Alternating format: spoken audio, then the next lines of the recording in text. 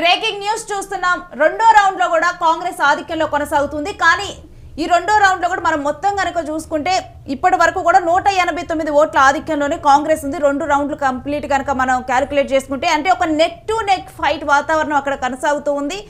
మరి ఎవరు స్ట్రాటజీస్ ఎంత ప్రభావం చూపాయి ఏంటి అనేది కూడా ఇక మనం మాట్లాడదాము. సో కృష్ణ గారు చెప్పండి. అదే షేక్పేట అంత ఈజీ కాదనేది మనం ఇంతకుముందు మాట్లాడుకుంటున్నాం కదా. అంటే అన్నట్లుగానే ఇప్పుడు వర్మ గారు చెప్పారు మైనార్టీల్లో కూడా ఇప్పుడు ఎంఐఎం ప్రభావం తగ్గింది అని. ఈ అంశాన్ని మనం ఫస్ట్ నుంచి కూడా జూబ్లీహిల్స్ మీద ఎంఐఎం ఏదో ఫత్వా జారీ చేస్తే ఓట్లన్నీ పడతాయని కూడా ఎవరు అనుకోలేదు జనరల్. ఎందుకంటే ఎంఐఎంకే గతంలో 7 సీట్లలో ఏం జరిగిందో చూసాం మనం. అంటే అసలుకే మైనార్టీలో ఎంఐఎం ప్రభావం తగ్గిపోతుంది అనుకోవాలా? అది ఓవరాల్ మనం అసెస్మెంట్ చేయొచ్చు. కానీ ఇక్కడ బీఆర్ఎస్ అనే ఒక పార్టీ ఉంది. బీఆర్ఎస్ పార్టీకి కొంత సాలిడ్ ఓటు బ్యాంకు మైనార్టీ నుంచి ఉంది, మనకి క్లియర్ కనపడుతుంది.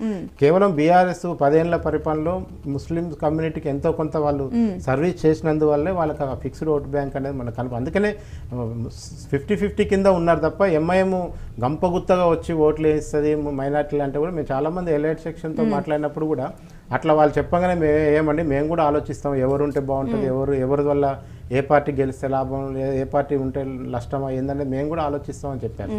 సో అందుకనే ఈ పర్టికులర్ డివిజన్లో 189 లీడ్ అంటే చాలా గట్టి పోటీ జరుగుతున్నట్లుగా మనకు అర్థమవుతుంది. అట్లా అంటే నెక్ టు నెక్ ఫైట్ కొనసాగుతుంది. జనరల్గా ఏం చెప్తారంటే ఒక మూడు రౌండ్లు కనుక అయితే ఎవరు ఆధిక్యంలో ఉంటే మనకి అర్థమైపోతుంది అంటారు. కానీ ఎక్కడ నెక్ టు నెక్ ఉంది కాబట్టి 3 రౌండ్లో చెప్పడం అనేది సాధ్యమయ్యే పని కాదు. లేదండి, మేము సర్వే చేసింది మన టీవీలలో ఉంది. ఒకసారి ప్రొజెక్షన్ ఏమైనా అవకాశం ఉంటే డిస్ప్లే చేయండి. ఎందుకంటే షేక్పేట మేము ఎంతో కొంత ఒక 600 లీడు బీఆర్ఎస్కే ఇచ్చాం.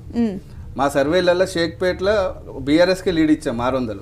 షేక్పేట మేము ఎప్పుడు కూడా కాంగ్రెస్ ఫేవర్గా ఉంటుందని ఎప్పుడు ఇవ్వలేదు. అంటే 600 బీఆర్ఎస్ ఇచ్చాం.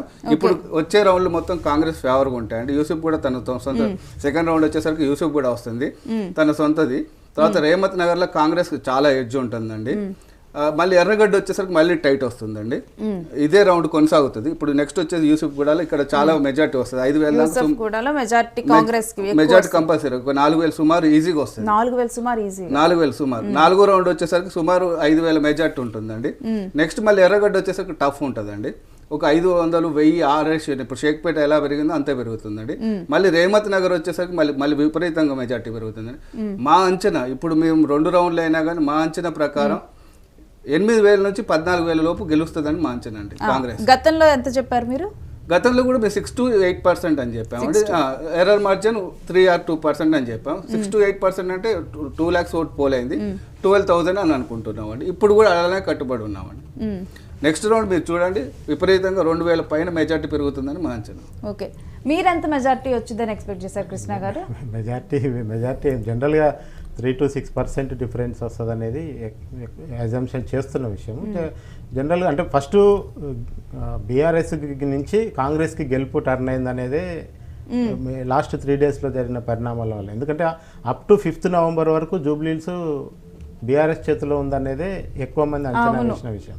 కానీ 6వ తేదీ నుంచి మొత్తం 6-7 తేదీల నుంచి మొత్తం క్రమంగా టిల్ట్ అవుతూ కాంగ్రెస్ వైపు వచ్చింది. మళ్ళీ పోలింగ్ డే రోజు మాత్రం చాలా క్లియర్ కట్గా కాంగ్రెస్కి అనుకూలంగా పోలింగ్ జరిగింది అనేది మనకు కనపడుతుంది. సో అందుకనే పెద్దగా మార్జిన్లు కొంతమంది నవీనే చెప్తున్నారు 45,000తో గెలుస్తామని. సో బహుశా ఇప్పుడు వస్తున్న ఈ ఆధిక్యాలు చూస్తే తర్వాత ఎంత పెరిగినా కానీ 45,000 పెరగాలంటే అసలు బీఆర్ఎస్ గ్రౌండ్లో లేనట్టే లెక్క నిజంగా 45,000 మెజార్టీ అంటే. సో అట్లా అంత హ్యూజ్ మార్జిన్ ఉండకపోవచ్చు. ఎక్కువ మంది ఊహిస్తుంది 10,000 నుంచి 15,000 మధ్య జరుగుతుంది. అసలు ఇంకా టైట్ వస్తుంది. ఇట్లాంటి పరిస్థితి ఉంటే 150, 190 ఉంటే 5,000, 6,000 మధ్యలో కూడా ఉండొచ్చు. అట్లా ఉండదు. మరి వేలు